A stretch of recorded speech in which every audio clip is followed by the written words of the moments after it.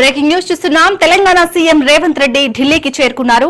ఇవాళ రేపు హస్తినలో బిజీగా గడపనున్నారు.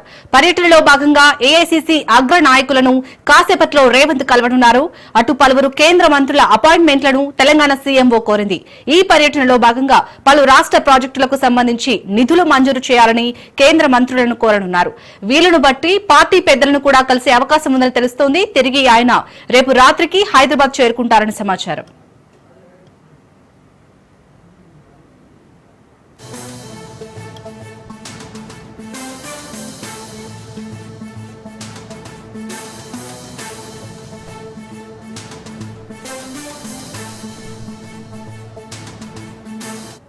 Right, CM Revanth Reddy Delhi tour కి సంబంధించి మరిన్ని అప్డేట్స్ మా ప్రతినిధి రాజు అందిస్తారు. రాజు, మొత్తానికైతే ఈ పర్యటనలో అయితే పలు రాష్ట్ర ప్రాజెక్టులకు సంబంధించి నిధులు మంజూరు చేయాలని అయితే అటు కోరినట్టుగా తెలుస్తుంది. సీఎం అప్డేట్స్ ఏంటి దీనికి సంబంధించి?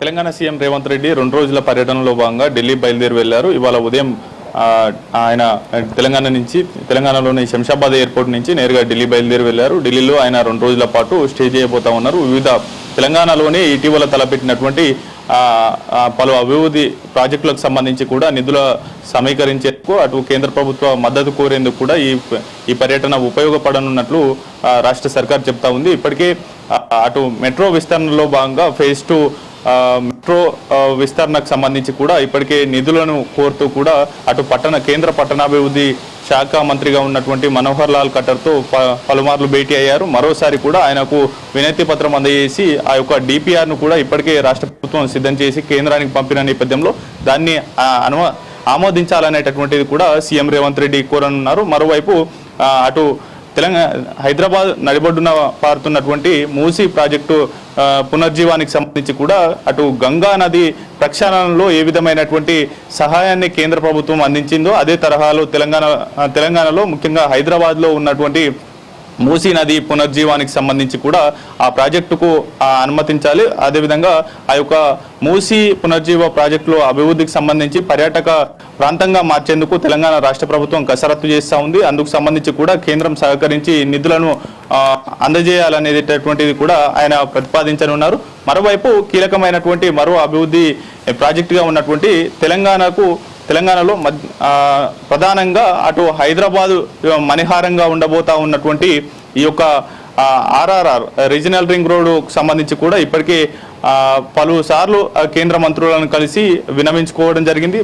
ఇప్పటికే ఆ యొక్క భూసేకరణ కూడా పలు దఫాలుగా పూర్తి చేస్తున్న నేపథ్యంలో కూడా దాని నిధులకు సంబంధించి తెలంగాణ రాష్ట్ర ప్రభుత్వం ఇప్పటికే తెలంగాణ రాష్ట్ర ప్రభుత్వ వాటాను ఇచ్చేందుకు సిద్ధంగా ఉంది. అదేవిధంగా కేంద్ర ప్రభుత్వానికి సంబంధించినటువంటి వాటాను కూడా నిధులను విడుదల చేయాలనేటటువంటి అంశానికి సంబంధించి అటు కేంద్ర రోడ్డు అభివృద్ధి శాఖ మంత్రిగా ఉన్నటువంటి నితిన్ గడ్కరీతో భేటీ కాబోతా ఉన్నారు.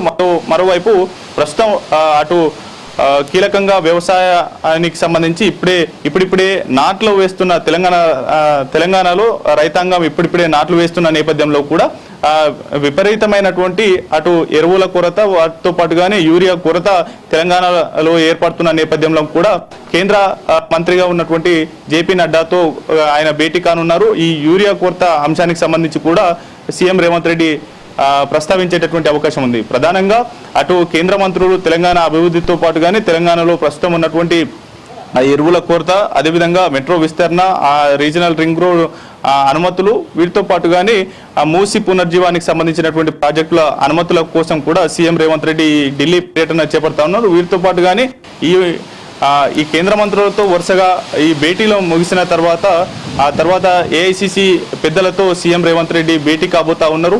అయితే తెలంగాణ రాష్ట్ర ప్రభుత్వం ఈ నెల 14వ తేదీన సూర్యాపేట జిల్లా తుంగతుర్తి నియోజకవర్గంలోని తిరుమలగిరిలో పెద్ద ఎత్తున భారీ బహిరంగ సభ నిర్వహించాలనేటటువంటి యోచనలో టీ కాంగ్రెస్ ఉంది. ఆ భారీ బహిరంగ సభకు ఏఐసీసీ అగ్రనేతగా పార్లమెంటు ప్రతిపక్ష నేతగా ఉన్నటువంటి రాహుల్ గాంధీ, అదేవిధంగా పార్లమెంటు సభ్యురాలైనటువంటి ప్రియాంక గాంధీని కూడా ఆహ్వానించాలనేటటువంటి ఉద్దేశంతో సీఎం రేవంత్ రెడ్డి ఉన్నట్లు తెలుస్తా ఉంది. అయితే తెలంగాణలో ఇటీవల పెద్ద ఎత్తున రేషన్ కార్డుల లబ్ధిదారులకు ఈ యొక్క రేషన్ కార్డుల అందజేసేటటువంటి కార్యక్రమాన్ని పెట్టుకుంది. ఈ నెల 14వ తేదీన అధికారికంగా ఈ యొక్క ప్రోగ్రామ్ ని లాంచ్ చేయబోతున్న నేపథ్యంలో కూడా లబ్ధిదారులకు రేషన్ కార్డులు అందజేసేటటువంటి కార్యక్రమాన్ని అదే రోజున తుంగతుర్తిలోని ఈ యొక్క భారీ బహిరంగ సభకు కూడా ఏఐసిసి అగ్రనేతలను ఆహ్వానించి తెలంగాణలో ఇంప్లిమెంట్ చేస్తున్నటువంటి ఇచ్చినటువంటి హామీలతో పాటు కానీ ఇంప్లిమెంట్ చేస్తున్నటువంటి పథకాలను కూడా వివరించేందుకు సిద్ధమవుతున్నటువంటి పరిస్థితి అయితే ఉంది. ఈ యొక్క భారీ బహిరంగ సభను ఈ నెల 14వ తేదీన నిర్వహించేటటువంటి యోచనలో టీ కాంగ్రెస్ ఉన్నటువంటి పరిస్థితి అయితే ఉంది. మరోవైపు ఏఐసిసి పెద్దలతో సీఎం రేవంత్ రెడ్డి భేటీ అయ్యి తెలంగాణలో ఏ విధమైనటువంటి రాజకీయ పరిస్థితులు ఉన్నాయి, అదేవిధంగా ఇటీవల ఏఐసిసి చీఫ్ మల్లికార్జున ఖర్గే తెలంగాణలో పర్యటించిన నేపథ్యంలో ఆయన దృష్టికి పలు అంశాలను కూడా తీసుకెళ్లారు. రాష్ట్రంలో ఉన్నటువంటి ముఖ్య నేతల మధ్య విభేదాలు కావచ్చు, వాటితో పాటుగానే నామినేటెడ్ పదవులు, అదేవిధంగా మంత్రివర్గ విస్తరణకు సంబంధించి కూడా చర్చ జరిగింది. ఈ అన్ని అంశాలకు సంబంధించి నామినేటెడ్ పదవులతో పాటు నియోజకవర్గ స్థాయిలో ఉన్నటువంటి పలు నామినేషన్ పదవులు, వీటితో పాటుగానే అటు రాష్ట్ర ప్రభుత్వానికి సంబంధించినటువంటి పలు కార్పొరేషన్ల భర్తీకి సంబంధించి ఇప్పటి వరకు 2వ విడత భర్తీ చేయలేదు. వాటికి సంబంధించి కూడా అగ్రనేతల అనుమతి కోరనున్నట్లు తెలుస్తా ఉంది. ప్రధానంగా మంత్రివర్గ విస్తరణకు సంబంధించి ఇప్పటికే ఇటీవల జరిగినటువంటి మంత్రివర్గ విస్తరణలో ఎస్సీ మాలా మాదిగకు అవకాశం దక్కింది, మరోవైపు బీసీ ముద్రాజ్ సామాజిక వర్గానికి అవకాశం దక్కింది. కాబట్టి మిగతా 3 ఖాళీలలో ఎవరెవరికి ఆశిస్తా ఉన్నారు. వారితో ఇప్పటికే తాజ్ కృష్ణాలో మొన్న AICC chief Mallikarjuna Kharge 1-to-1 భేటీ అయ్యారు, ఆశావాహులను బుజ్జగించేటటువంటి ప్రయత్నం చేశారు. అయితే కీలకంగా ఎవరెవరిని తీసుకోవాలనేటటువంటి ఉద్దేశంలో అంశానికి సంబంధించి కూడా మంత్రివర్గ విస్తరణకు సంబంధించి కూడా సీఎం రేవంత్ రెడ్డి అధిష్టాన పెద్దలతో చర్చించేటటువంటి అవకాశం ఉంది. ఒకవైపు అధిష్టాన పెద్దలను కలుస్తూనే మరోవైపు తెలంగాణ రాష్ట్ర అభివృద్ధికి సంబంధించినటువంటి కీలకమైనటువంటి ప్రాజెక్టుల అనుమతులను పొందేందుకు కూడా సీఎం రేవంత్ రెడ్డి ఈ 2 రోజుల పర్యటన చేపట్టబోతా ఉన్నారు. Right, thank you Raju.